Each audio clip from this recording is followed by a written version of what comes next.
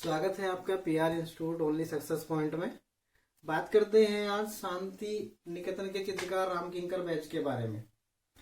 रामकिंकर बैज के जीवन परिचय पर हम प्रकाश डालते हैं कि रामकिंकर बैज का जन्म कब हुआ था, उनकी मृत्यु कब हुई थी, उन्होंने कौन कौन से चित्र बनाए थे, तो इस प्रकार से उनके क्या कार्य रहे हैं, उनको कौन सा पद दिया गया है, मतलब उनको उपाधि दी गई है। तो इस प्रकार से हम रामकिंकर बैज के जीवन पर आज प्रकाश डालते हैं। चलिए नोट करते हैं रामकिंकर बैज के बारे में। तो रामकिंकर बैज जो है शांति निकेतन के कलाकार थे। रामकिंकर बैज को किंकर दा भी कहा गया है। रामकिंकर बैज को किंकर दा के नाम से भी जाना जाता है, ठीक है ना। और ये मुख्यतः जो ना मूर्तिकार है। टीजीटी कला में 2010 में भी आया था और बहुत से डीएसएसबी वगैरह इस प्रकार के एग्जाम में पूछा जाता है कि रामकिंकर बैज जो बहुत ही इंपॉर्टेंट आपका टॉपिक है। रामकिंकर बैज मुख्यतः क्या है? मुख्यतः ये मूर्तिकार है। इन्होंने चित्रकारी में भी कार्य किया है और मूर्तिकारी में भी कार्य किया है। इन्होंने माध्यम उनका जल रंग भी रहा है, तेल रंग भी रहा है और इनका कांस्य में इन्होंने कार्य भी किया। तो मुख्यतः मूर्तिकार माने जाते हैं। तो चलिए इनके जीवन परिचय पर प्रकाश डालते हैं। जीवन परिचय। तो जीवन परिचय में सबसे पहले हम जन्म देखते हैं। तो जन्म हुआ था इनका 1910 में हुआ था। कहाँ हुआ था? जुग्गीपाड़ा में हुआ था। कहाँ हुआ था? जुग्गीपाड़ा। और जुग्गीपाड़ा कहाँ है? बांकुड़ा जिला में हुआ था। बांकुड़ा जिला यानी कि पश्चिम बंगाल में, ठीक है ना, पश्चिम बंगाल में हुआ था। इनकी जो मृत्यु थी, इनकी मृत्यु 1980 ईस्वी में हुई थी। इन्होंने शिक्षा कहाँ प्राप्त की थी? इन्होंने शिक्षा शांति निकेतन में प्राप्त की थी। शिक्षा कहाँ प्राप्त की थी? शांति निकेतन में प्राप्त की थी। इनके गुरु कौन थे? गुरु थे इनके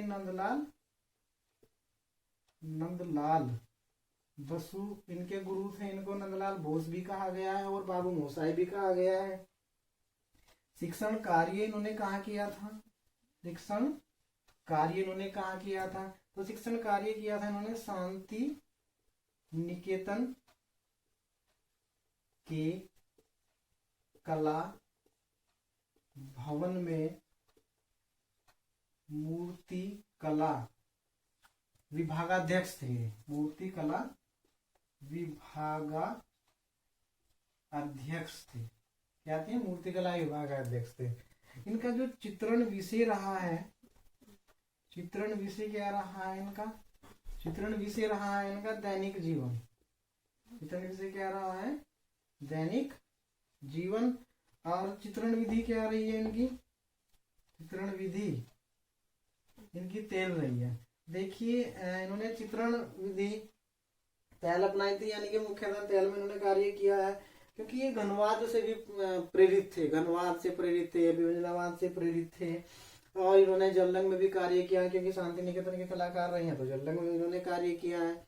इन्होंने तेल में भी कार्य किया है। इन्होंने कांस्य में भी कार्य किया है, यानी कि मूर्ति बनाते थे तो मूर्ति इन्होंने कांस्य में बनाई है, सीमेंट में भी बनाई है, पत्थर में भी बनाई है। तो इनका जो कार्य रहा है वो बहुत ही अलग अलग माध्यम में इन्होंने प्रयोग किया है, लेकिन मुख्यतः मूर्तिकार कहे जाते हैं। बहुत इम्पोर्टेंट पॉइंट है, मूर्तिकार कहे जाते हैं। और चित्रण विधि इनकी तेल रही है।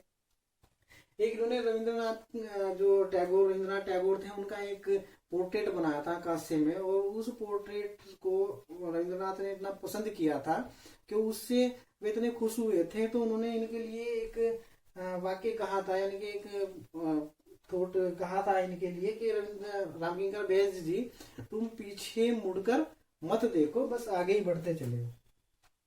तो इन्होंने रविंद्रनाथ का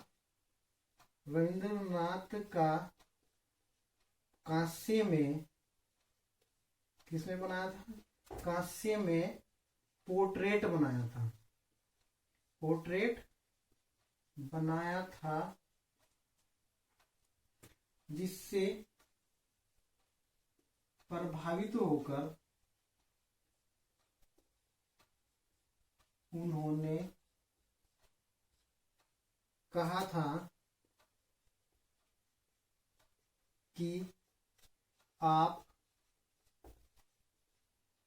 पीछे मुड़कर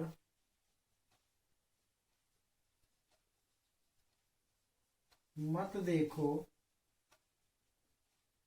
बस आगे बढ़ते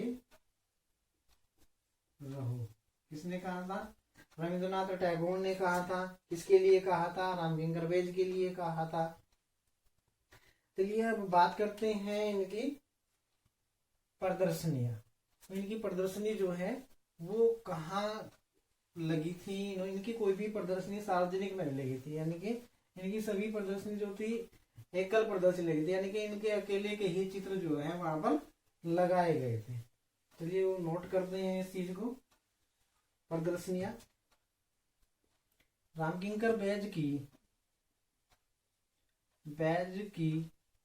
पहली एकल प्रदर्शनी 1942 में नई दिल्ली में आयोजित की। वो पहली एकल प्रदर्शनी कहाँ हुई थी? 1942 में। इनकी कोई भी, ये भी लिख लीजिए, इनकी कोई भी प्रदर्शनी सार्वजनिक नहीं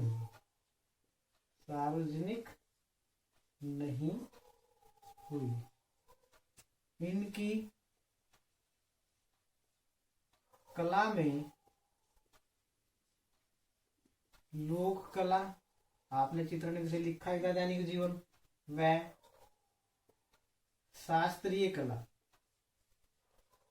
लोक कला व शास्त्रीय कला का समन्वय दिखाई देता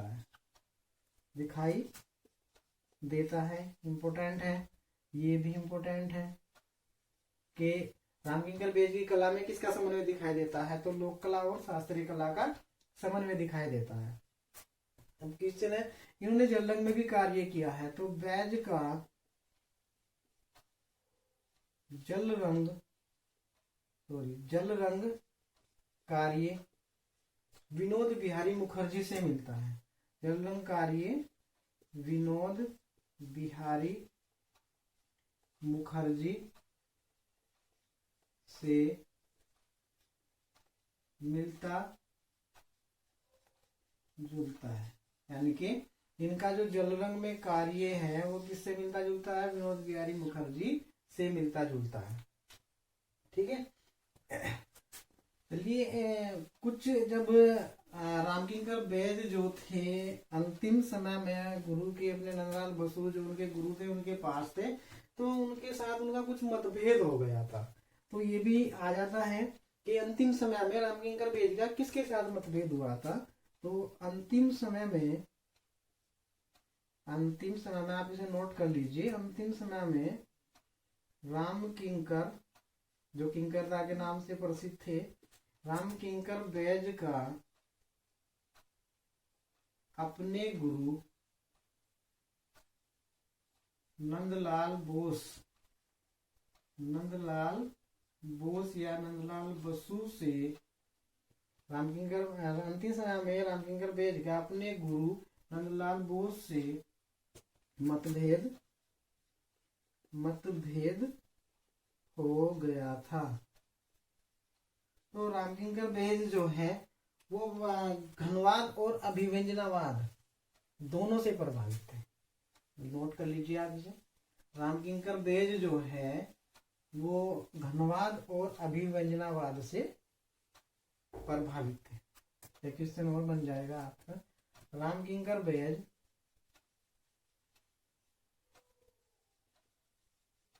घनवाद और अभिव्यंजनावाद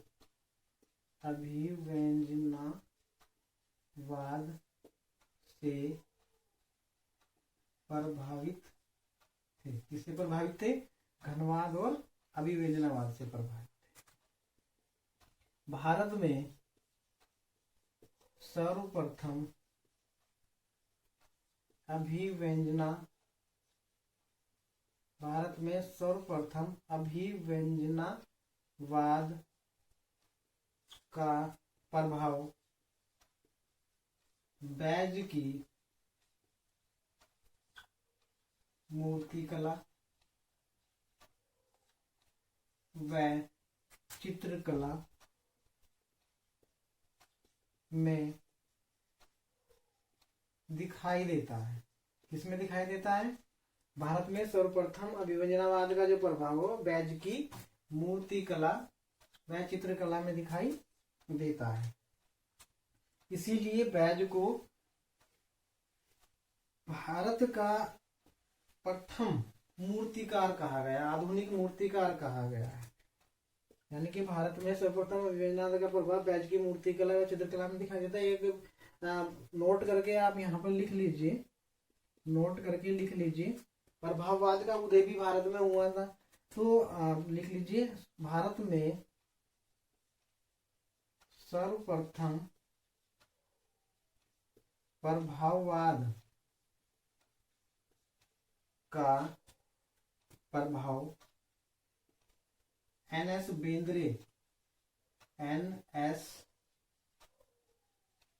बेंद्रे की कला में दिखाई देता है। बहुत इंपॉर्टेंट है प्रभाववाद का उदय। कई बार एग्जाम में पूछा गया है कि भारत में प्रभाववाद का सर्वप्रथम जो प्रभाव है किसकी कला में दिखाई देता है, वो एन.एस. बेंद्रे की कला में दिखाई देता है। ठीक है, तो इसीलिए अभिव्यंजनावाद का जो प्रभाव है वो बैज की चित्रकला में और मूर्तिकला में दिखाई देता है। तो इसीलिए भारत के प्रथम आधुनिक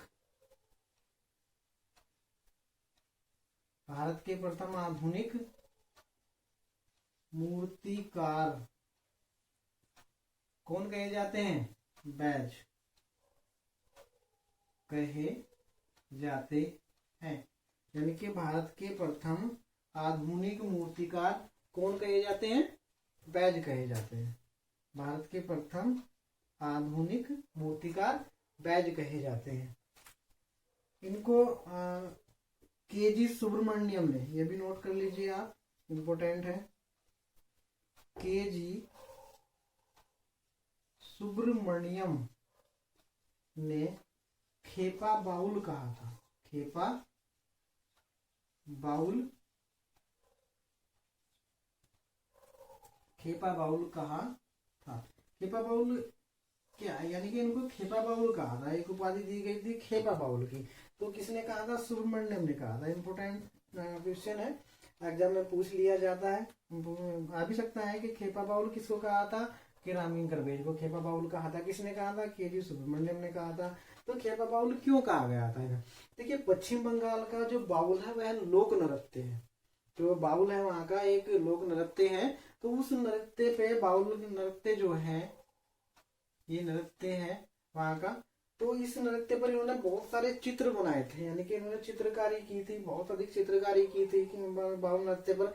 तो यानी कि खेप सी इन्होंने वो बना रखी थी। तो इसीलिए के.जी. सुब्रमण्यम ने इनको खेपा बाउल कहा था। चलिए, आप इनको नोट कर लीजिए। अब हम बात करते हैं इनके पुरस्कार के बारे में।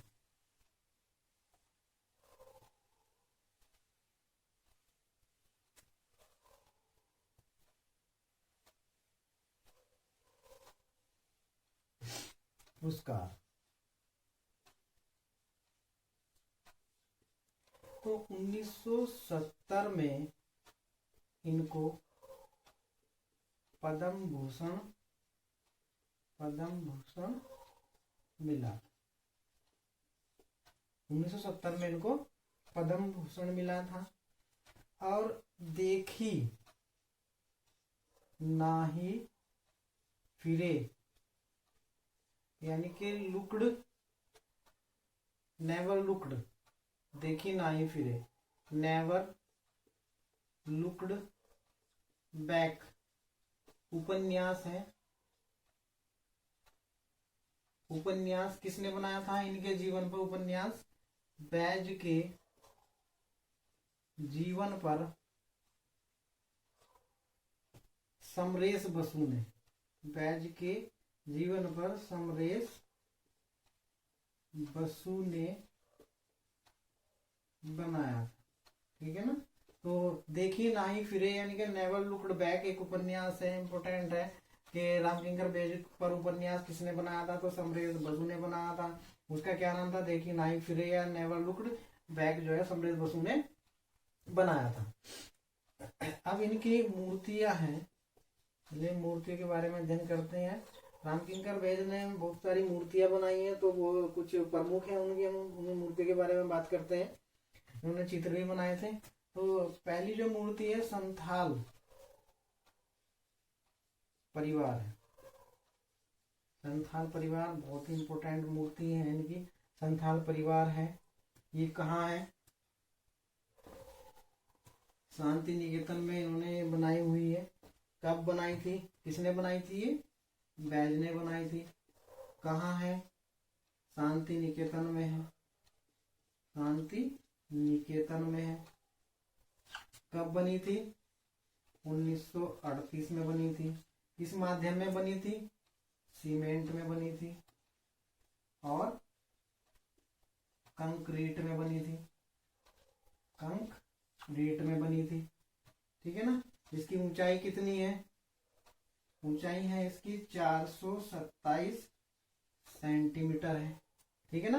तो संथाल परिवार कहाँ है, शांति निकेतन में है। किसने बनाई थी, रामकिंकर बैज ने बनाई थी। कब बनी थी, 1938 में बनी थी। किस माध्यम में बनाई थी, सीमेंट और कंक्रीट में बनाई थी। और इसकी ऊंचाई कितनी है, 427 सेंटीमीटर है। तो इनकी अन्य मूर्तियां भी कहाँ है, शांति निकेतन में है। अन्य मूर्तियां भी इनकी जो है वो शांति निकेतन में है। ठीक है। चलिए अब इनकी और भी मूर्ति थी, उनको भी नोट करते हैं। एक इन्होंने बहुत ही शांति संथाल परिवार, तो इनकी मूर्ति बहुत ही प्रसिद्ध है। एक इन्होंने यक्ष यक्षिणी भी बनाई थी। यक्ष यक्षिणी जो है इनकी मूर्ति है। किसने बनाई थी, बैज ने बनाई थी। ठीक है ना। कहाँ है, ये RBI reserve bank of India नई दिल्ली में है, नई दिल्ली में है। किसमें बनाई थी ये बनाई थी आपकी पत्थर में। ठीक है ना। माध्यम क्या रहा था, पत्थर रहा था। ऊंचाई कितनी है इसकी, 24 फीट इसकी ऊंचाई है। एक और मूर्ति बनाई थी इन्होंने, नेक्स्ट है दूसरी, और ये पहली मूर्ति थी, ये तीसरा पॉइंट था, अब ये चौथा पॉइंट है। तो ये जो है इनकी मिथुन है, मिथुन इनकी ये भी मूर्ति है। एक है इनकी पार्श्व चित्र, तो इसको चित्र मान लिया जाता है, लेकिन यह भी एक मूर्ति है। जिसने बनाई थी ये प्लास्टर में, इसमें बनी थी प्लास्टर में। एक आपने इनका माध्यम जो है यही है इनका प्लास्टर माध्यम, आप इनका नोट कर लेंगे। यहाँ पे इनका जो माध्यम रहा है, चित्रण विधि तो इनकी तेल रही है, लेकिन माध्यम इनका सीमेंट, प्लास्टर और सीमेंट, प्लास्टर और पत्थर रहा है। ठीक है ना। सीमेंट में भी बनाया है, प्लास्टर में भी बनाया है और पत्थर में भी इन्होंने अपना मूर्ति का कार्य किया है। तो माध्यम इनका ये था। तो इनकी एक जो कुछ प्रसिद्ध मूर्ति थी। चलिए बात करते हैं हम इनके चित्रों के बारे में, प्रमुख चित्र के बारे में। तो प्रमुख चित्र देखिए, प्रमुख चित्र इनका माँ, पहला चित्र है माँ और बेटा, तथा एक और चित्र है इनका कृष्ण जन्म। तो ये किस में बने हैं, ये घनवाद में बनाए हैं इन्होंने, घनवाद में बने हैं। ठीक है ना। दूसरा है अनाज के ओसाई। तीसरा चित्र है अकाल। ये अकाल किसमें बना है? टेम्परा में बना है। चौथा चित्र है भूख की त्रासदी। ठीक है।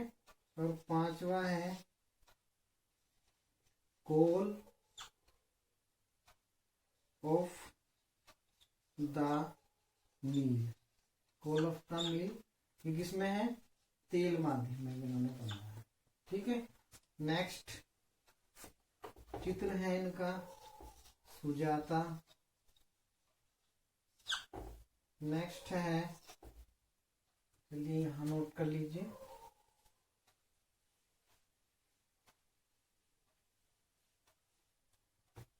नेक्स्ट है कन्या तथा कुत्ता। ठीक है। और नेक्स्ट है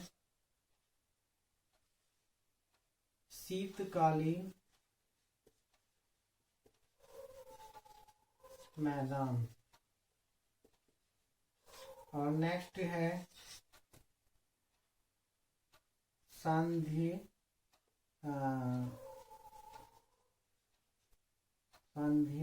बेला, या इसको मेघा छंद भी कहा जाता है। पूरा नाम लिख लीजिए इसका, मेघा छंद सांध्य, यानी कि मेघाछंद सांध्य बेला भी इसको, या संध्या भी कहा गया है। सांध्य लिख लीजिए या संध्या कर लीजिए, तो मेघाछंद संध्या भी कहा है। तो ये इनके कुछ प्रमुख चित्र थे।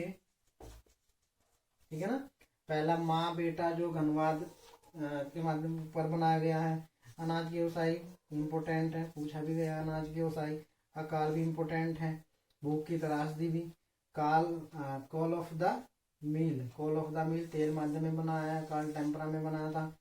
सुजाता लिखा है, ये सुजाता है। फिर कन्या तथा कुत्ता है, शीतकालीन मैदान है, और मेघाछंद सांध्य है। तो ये इनके कुछ प्रमुख चित्र थे। तो रामकिंकर बेहज आज यहीं पर समाप्त होता है, शांति निकेतन के कलाकार रामकिंकर बेहज से। तो अगर आपको यह वीडियो अच्छी लगी है तो इसे लाइक जरूर करें और सब्सक्राइब भी जरूर करें। तो नेक्स्ट टॉपिक के साथ फिर मिलेंगे। आज तक के लिए धन्यवाद।